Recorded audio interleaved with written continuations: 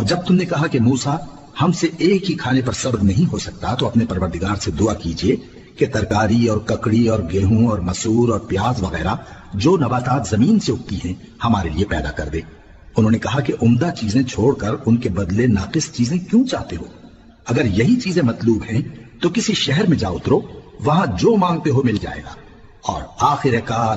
ذلت و رسوائی اور محتاجی و بے نوائی ان سے چمٹا دی گئی اور وہ اللہ کے غضب میں گرفتار ہو گئے۔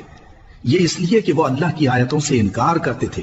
اور اس کے نبیوں کو ناحق قتل کر دیتے تھے، یعنی اس لیے کہ نافرمانی کیے جاتے اور حد سے بڑھے جاتے تھے۔ جو لوگ مسلمان ہیں یا یہودی یا عیسائی یا ستارہ پرست، یعنی کوئی شخص کسی قوم و مذہب کا ہو، جو اللہ اور روز قیامت پر ایمان لائے گا اور عمل نیک کرے گا تو ایسے لوگوں کو ان کے اعمال کا صلہ اللہ کے ہاں ملے گا اور قیامت کے دن ان کو نہ کسی طرح کا خوف ہوگا اور نہ وہ غمناک ہوں گے۔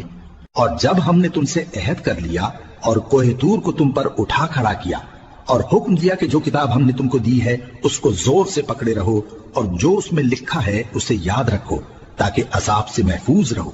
پھر تم اس کے بعد عہد سے پھر گئے، سو اگر تم پر اللہ کا فضل اور اس کی مہربانی نہ ہوتی تو تم خسارے میں پڑ گئے ہوتے۔ اور تم ان لوگوں کو خوب جانتے ہو جو تم میں سے ہفتے کے دن مچھلی کا شکار کرنے میں حد سے تجاوز کر گئے تھے، تو ہم نے ان سے کہا کہ ذلیل و